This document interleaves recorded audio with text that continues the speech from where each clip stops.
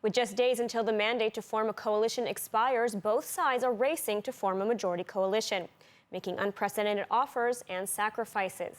There are a lot of political developments happening very quickly. So, will Prime Minister Binyamin Netanyahu be able to form a right-wing coalition and stay in power?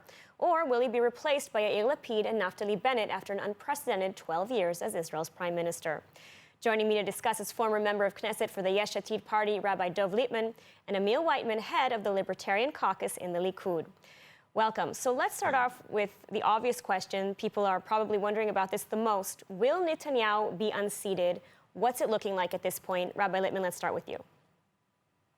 There's no doubt that at this moment, as we're speaking, it looks like that's about to happen. Naftali Bennett has made the decision. He's met with his faction to join with this alternative government, this unity government, which actually spans from right wing to left wing. Netanyahu has spent the day making all kinds of last minute efforts to try to woo the Gidon Sa'ar, the New Hope Party, over. But at this point, Sa'ar has stood his ground, kept to his promise. The goal is to unseat Netanyahu. And as we stand right now, that appears to be happening. And Amir, Sa'ar has said that he won't sit with Netanyahu. Is he really serious about this? Is he really willing to give up his chance at being prime minister? Well, it appears, I don't know, but it seems so. Unfortunately, it seems that personal hatred and desire of vengeance is what is leading him in his decisions. I think that he has made a decision that it really doesn't matter what the government does. The only thing that matters is to get rid of Netanyahu as prime minister, and that is the one and only relevant, political goal that he's pursuing. So therefore, he sees no problem, by the way, reneging on all his other promises, including sitting with Lapid, including sitting with the extreme left wing, the Labour Party and the Meretz Party, including having a minority government which is being supported by the Ram party, the Arab party, which is really the Muslim Brotherhood party. So this is not a problem, right? It's obvious that a government like that, in the best of cases, is not going to be able to pursue any sort of constructive policies. The only thing that is of interest to him is to get rid of Netanyahu. So unfortunately, that's where this country has come to, this policy, the Knesset, the only thing that they are interested in is whether to keep Netanyahu, whether to keep rid of Netanyahu.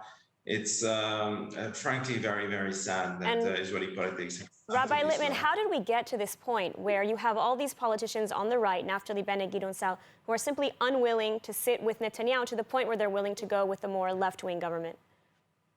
Well, that's why I have to disagree with my colleague Amir and say this is not personal hatred. These are people who sat in the room and worked closest to him, Gidon Sa'ar and Zev Elkin and Yoaz Hendel. This is not hatred. These are people who have seen a prime minister who they respected and supported and worked with, who they now feel is damaging the country and making decisions that is not the best thing for the country. So they're actually sacrificing significantly politically in order to make this happen. And to hear people on Likud saying, oh my goodness, he's sitting with Ram, this militant radical Islamic party, when Netanyahu himself was willing to do so for the sake of being prime minister. We said no. We said no. I didn't mean to interrupt you. It's time for Likud to wake up and to realize there's an offer on the table right now for Likud to lead the country. Just have someone else other than Netanyahu be prime minister, and that will happen. So to suggest that these people who worked with him is out of vengeance or personal hatred, I'm sorry, that's just political spin and really not intellectually honest.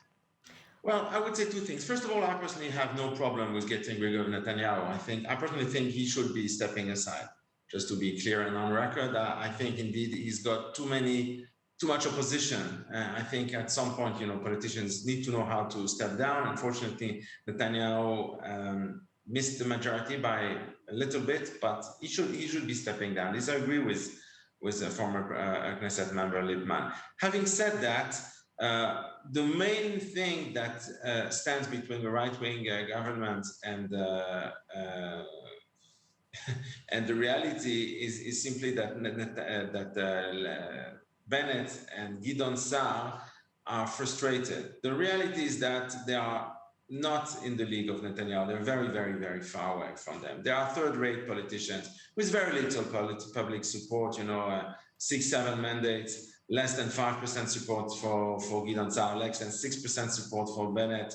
They've been trying times and times again, and they have been repudiated massively by the public. And Gideon Sa'ar was trounced in the primaries in the Likud by Netanyahu. He was utterly rejected by the public just 2 months ago. But the reality is that these people are fed up with playing second fiddles, and they want Netanyahu out of the game. That's really what interests them. All right, Amir, I want to. What I'm saying is, yeah, Amir, I want to interject. I just want to ask, since we're almost out of time, I just want to ask, what would a Bennett-Lapid government even look like? Because you have right wing on the one side and left wing on the other side with Arab party support. I mean, is this something that is realistic? Will a coalition like this even be able to last?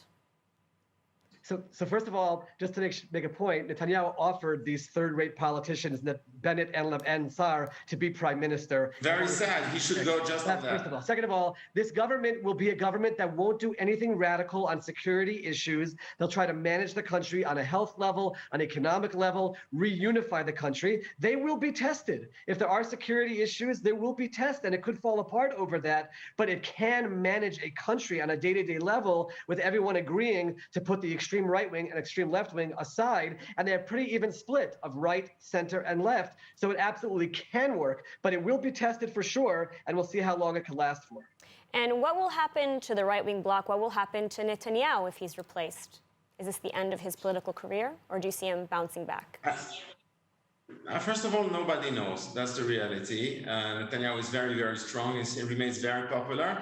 And funnily enough, he actually may get some more support because some of the supporters of Bennett and Sa'ar are very disappointed with their stance. So it's quite likely, actually, there will be a bounce.